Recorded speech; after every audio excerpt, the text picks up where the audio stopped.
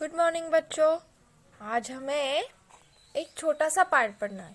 जो हमने एक थी मधुमक्खी जो पढ़ा था, उसके आगे हिमालय है।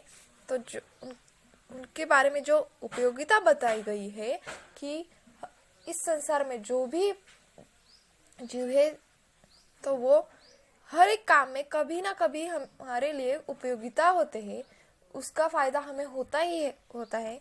तो वैसे उसकी उपयोगिता किसी को कम ना समझे और किसी को ज्यादा ना समझे। हर कोई अपने काम में अच्छा होता है। तो आज ये हम इस पार्ट में पढ़ेंगे उपयोगिता। एक राजा था। एक बार वह अपने दरबार में बैठा था।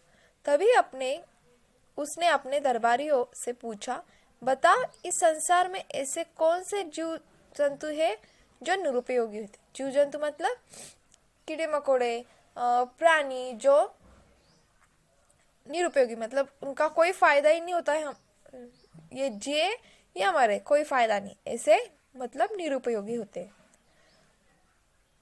सभी दरबारियों ने अलग अलग उत्तर दिए, किंतु राजा किसी के भी उत्तर से संतुष्ट नहीं हुआ और उसने इस बारे में खोजबीन करने का आदेश दिया।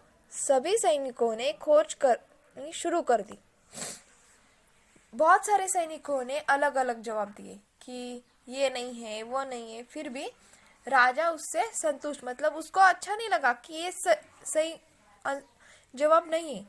तो उसने जो सैनिक थे उनको काम पे लगा दिया और बोला कि जाओ अच्छे से देखो और मुझे फिर बताओ कि कौन सा जीव निरुपयोगी है।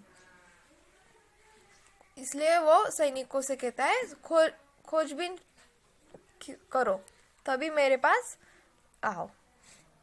बहुत दिनों के बाद दो सैनिक राजमहल में आए और बोले, महाराज, इस संसार में केवल दो जीव, जंगली मक्खी और मकड़ी ही है जो निरुपयोगी है।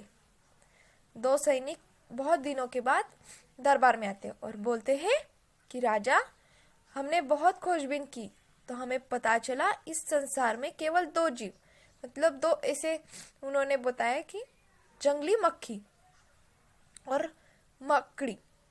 मकड़ी आपको पता है, स्पाइडर जो जाला बनाती है, वो मकड़ी ही ऐसे जो निरुपयोगी है। यह सुनकर राजा ने सोचा, क्यों न जंगली मक्खियों और मकड़ियों को खत्म कर दिया जाए।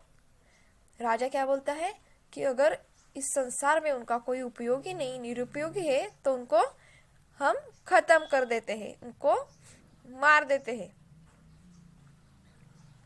उसी समय उस राजा के राज्य पर दूसरे राज्य के राजा ने आक्रमण कर दिया। दोनों राज्यों में युद्ध छिड़ गया। इस युद्ध में राजा हार गया। पहले राजाएं थे, दो राजाओं में युद्ध होता था, फिर वो जो जीत जाता था, उस जो हारने वाला था उसका जो राज्य था वो भी ले लेते थे। ऐसे इस राजा के साथ हुआ, उनका युद्ध हुआ, ये राजा हार गया और वो उनका सब कुछ चला गया। इस युद्ध में राजा हार गया। वह बड़ी मुश्किल से वहां से जान बचाकर भागा। अगर हारा हुआ राजा होता उनको मार दिया जाता था, जो जीतने वाला राजा। तो ये राजा अपनी जान बचाकर, मतलब कैसे भी तो उसने अपनी जान बचाई और वहां से भाग निकला। तो आगे की कहानी हम कल के वीडियो में देखेंगे।